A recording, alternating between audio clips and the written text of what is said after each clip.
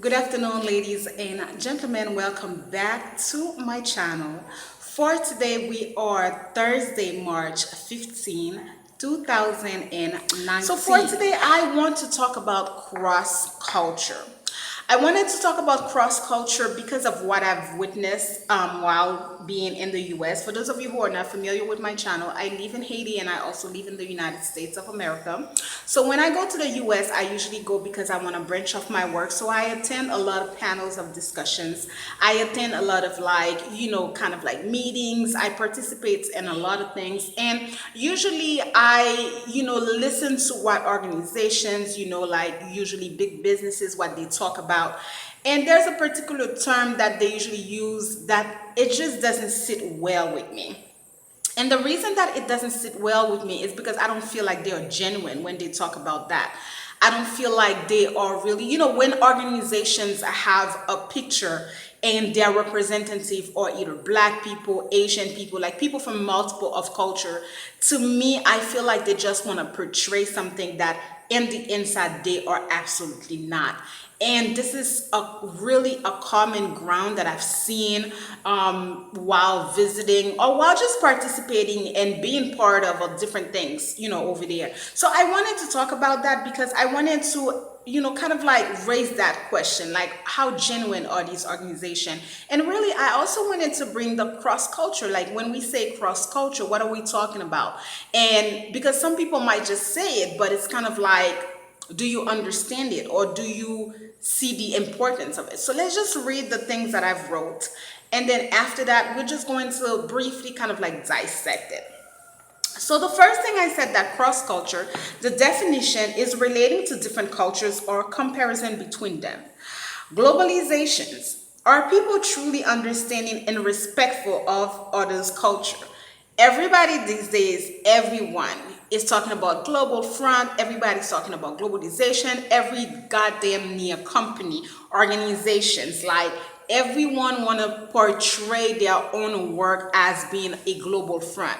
But I say, how really, like, how understanding, how true, if you're talking about globalization, how respectful are you from somebody else's culture? If you're talking about globalization, are you comfortable having someone who is from Iran come to your organization the way that they are supposed to, with their custom, with their culture, accepting and opening up? We can't talk cross culture. We can't talk globalization if we're not having any type of respect. So I said, we can't talk globalization without an understanding of cross-culture, intercultural relationship. It just doesn't, we can't talk about that. Then I said the United States of America has a great, humongous veneer on using these terms and going as far to portray their nation as an acceptory and welcoming one, yet they are far from it. That's how I feel. I do feel like, the United States these days, in the past also, it's not even these days, even if I think back about my high school days, like that's it's like, if you don't understand, the veneer is kind of like a fake thing, kind of like a plastic thing. A veneer is something that is apparent, but it's not real. So that's how I feel about the USA when they talk about immigrant. And I'm not bringing this up because of the whole, thing that is going on currently, but I'm just letting you know that it's something that I see when I participate in all these things, but it's not the reality. Like, I don't know how many times I've come across supervisory people who are in a supervisor position. But these people, even when they are in a supervisory position, they don't hold any power. They might just have like a title, because people don't want to portray their organization as, the board being just one type of people. But that's not the truth. If we're going to talk globalization, if you're going to say that your organization or your business is representing a certain type of people, then you need to have everybody on the board. Like, the board can't just be like one type of people. So you can't have like an organization who talks about global and your board is only women or your board is only white male. It just doesn't happen like that. Do you understand what I mean? So that's my problem. It doesn't sit well with me. So because it doesn't sit well with me, it's just like, that's why I wanted to talk about it.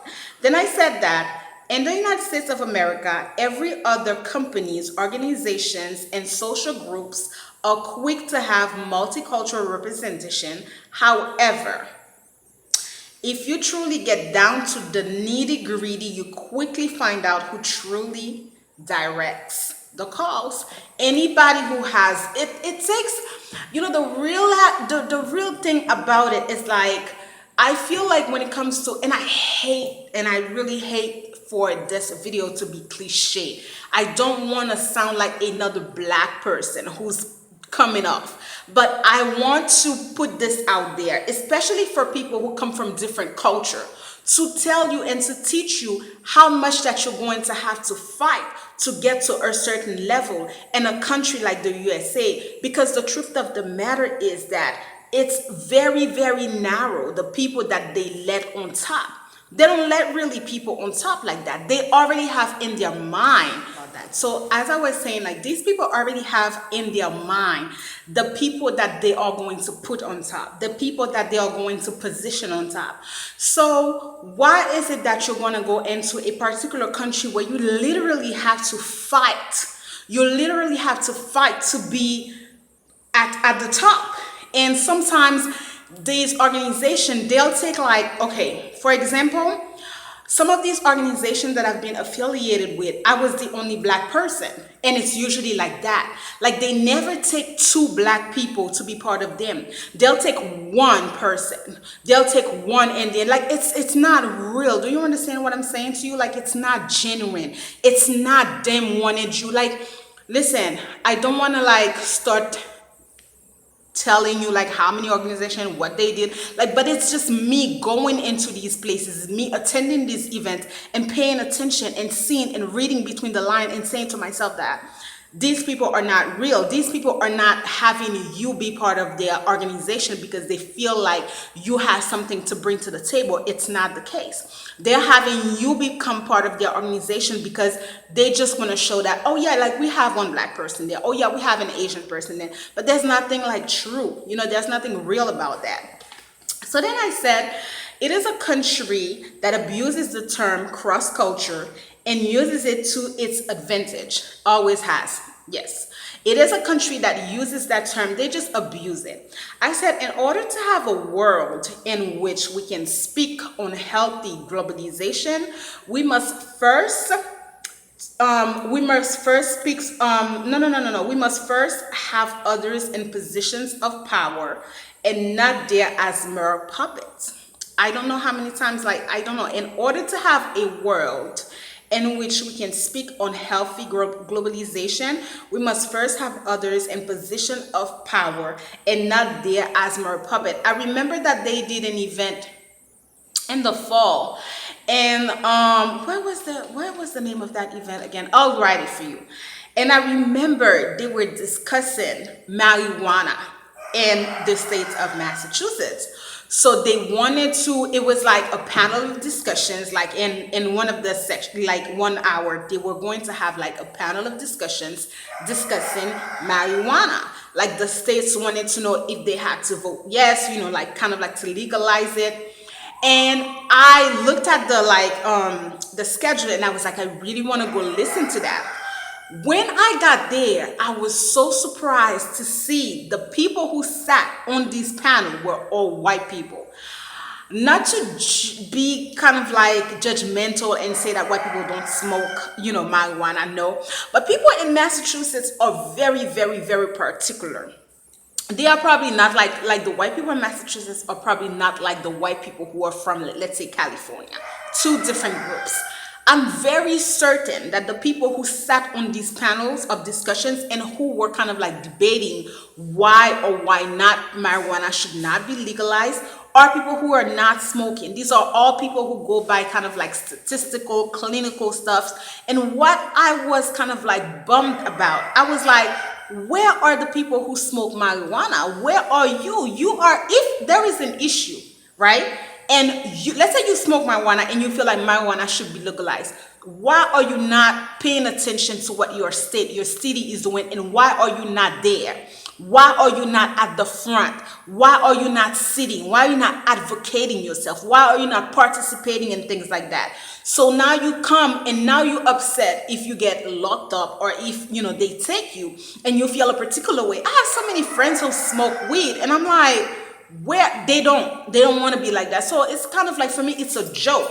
It's a joke where it's kind of like, you don't want to be at the forefront, but this issue concerns you. Like, this issue concerns you. You should register, you should apply, you should want to be part of like a panel of discussions or something that touches you. You should not give other people the key to sign off your destiny, right?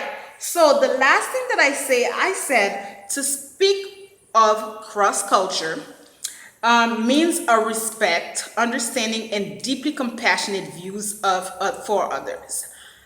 But truly, how many of us can say we operate from this place? I mean, at this point, this is why I said that. I thought about it because this is something that concerned me. This is something, as I, usually when I'm out of this country, even when I'm in Haiti, I usually take part. This year, I took the year off because I want to work a little bit more in the background. But even when I'm in Haiti, usually I kind of like to participate in things of the sort, because it's kind of like, you can't be upset about certain things, you can't be like opinionated about certain things, but when it comes to legal matters, when it comes to taking the steps, when it comes to putting your face at the forefront, then you sit back. It doesn't work like that. So that's why I want to talk about cross culture. And I also want to talk about it because, so many people just kind of like, I don't feel, that's probably why I want to expand elsewhere, and I want to branch off, like either in the region, but outside of the States, like elsewhere. I'm even thinking UK now, because I feel like, how truthful are we when we talk about cross culture? How truthful are we? So this is it, ladies and gentlemen. It was a really short, I don't have a lot to say. I just wanted to point it out. And it bothers me. Anything that bothers me, I feel like I want to talk about it. So thank you so much for watching. Let me know what you think about this short topic. And if you feel like that as well, if you are someone who participates and you feel like cross-culture, globalization, are all terms that people are so quick to use, but at the end of the day, it's kind of like they're quick to use these terms, but how truthful are they? Thank you so much for watching my videos. As always, thank you for watching my video, and I will see you in the next.